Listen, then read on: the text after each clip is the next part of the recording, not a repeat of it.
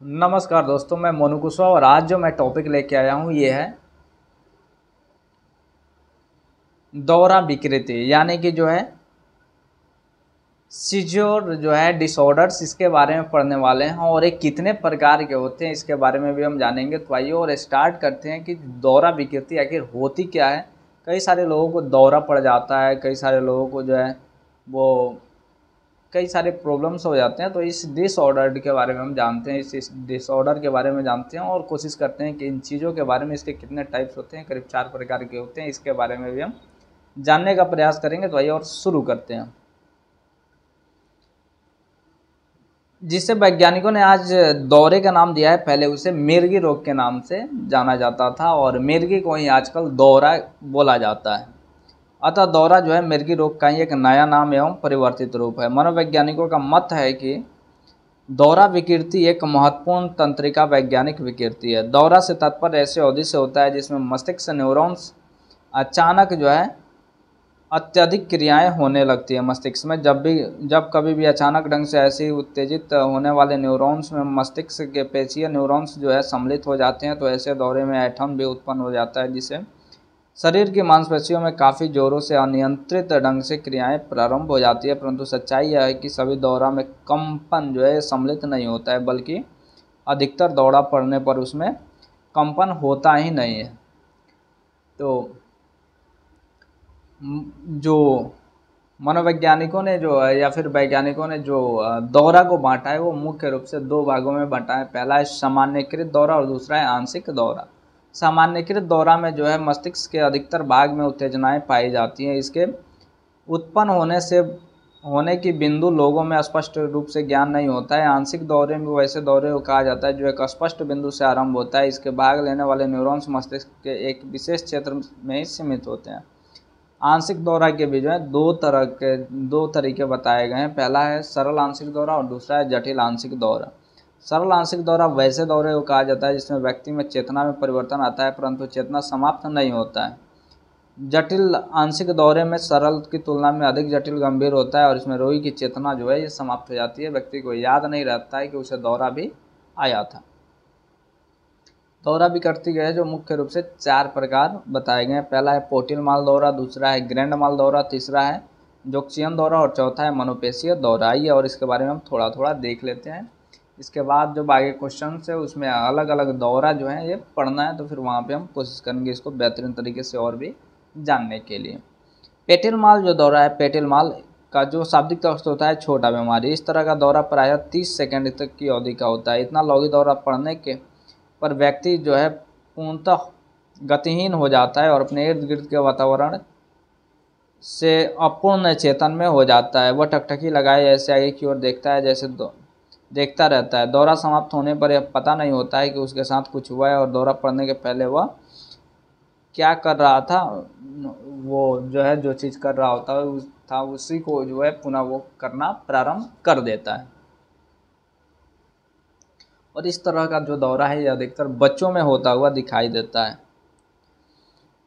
और इसके बाद जो है और इससे जो है बच्चों का शैक्षणिक निष्पादन जो है काफ़ी ज़्यादा कुप्रभावित होता है। दूसरा है ग्रैंड माल दौरा। यह सबसे गंभीर प्रकृति का दौरा जो है ये होता है। यह सामान्यकृत प्रकार का दौरा होता है। चूँकि इसमें मस्तिष्क का जो है पेशीय तंत्र सम्मिलित होता है, इसलिए व्यक्ति के शरीर में ऐंठन जो है यह महसूस होने लग जाता है।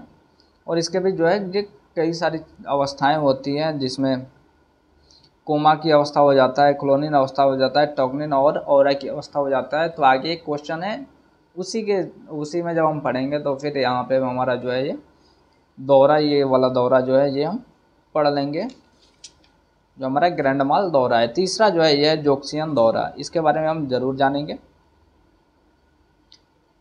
इस तरह का दौरा जो है सबसे पहले हेलिंगसन जैक्सन द्वारा किया गया था, इसीलिए इसका जैक्सियन दौरा इसे कहा गया है। एक आंशिक दौरा है जिसमें पेशीय लक्षण की प्रधानता होती है। ऐसे इसमें शरीर का एक विशेष हिस्सा में मांसपेशियां ऐंठन पाई जाती है और शरीर में मांसपेशियां ऐंठन कहाँ होगा या निर्भर करता है कि मस्तिष्क के कौन से भाग से असामान्य रूप से न्यूरॉन्स जो है ये उत्तेजित हो रहा है। सामान्यतः यह देखा गया है कि हाथ या पैर में रोगी की फड़कन का अनुभव होता है, जो सबसे सामान्य जैक्सन दौरा का प्रारूप है। वहाँ से वह शरीर के अन्य भागों में फैलकर पूर्ण रूप से ग्रैंड दौरा में बदल सकता है।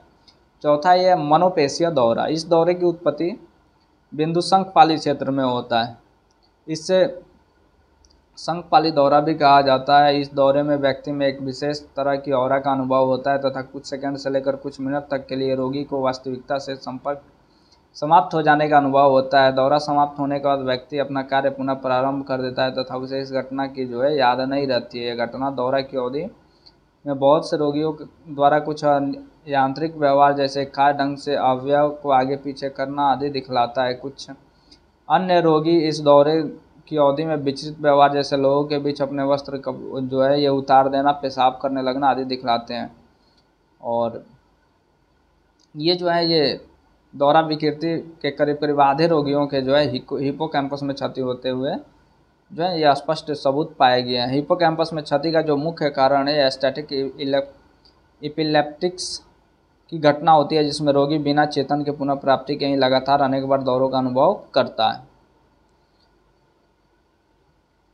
और इस दौरा विकृति के कई सारे कारण भी है। जब मस्तिष्क में किसी कारण बढ़ता ट्यूमर के चलते ज़्यादातर ये दौरा होता है। औषध के सेवन से यानी ड्रग्स वगैरह के सेवन से भी यह दौरा हो जाता है। तो याद रहे दौरा विकृति का उपचार ये सामान्यतः ऐंठन विरोधी से होता है। ऐसे औषध को लेने से अवरोधी संधि स्थलों की प्रभावशीलता वृद्धि होती है। इसका परिणाम यह होता है कि मस्तिष्क में न्यूरॉन की जो उत्तेजनशीलता होती है यह कमी हो जाती है। कभी कभी गंभीर केसेज में सर्जरी के सहारे मस्तिष्क में उत्तेजनशीलता के इर्द गिर्द वाले भाग काट कर हटा देते हैं, फिर रोगी में काफ़ी आराम मिलता है। और मिर्गी के लिए अभी 2023 में एक नया एक दवा खोजा गया है जो कि काफ़ी ज़्यादा इस पर प्रभावी है मिर्गी के लिए या फिर दौरा विकृति के लिए। तो उम्मीद है कि आने वाले समय में दौरा पे भी यानी जो मिर्गी है इस पर भी प्रभाव पा लिया जाएगा कई सारी चीज़ों को, और कई सारे जो प्रॉब्लम्स होते हैं उसको यहाँ पे मेंटेन किया जाएगा। तो उम्मीद है कि आने वाले कुछ समय के बाद जो दौरा विकृति है यानी मिर्गी इसका उपचार ये बहुत ही बेहतरीन तरीके से हो जाएगा।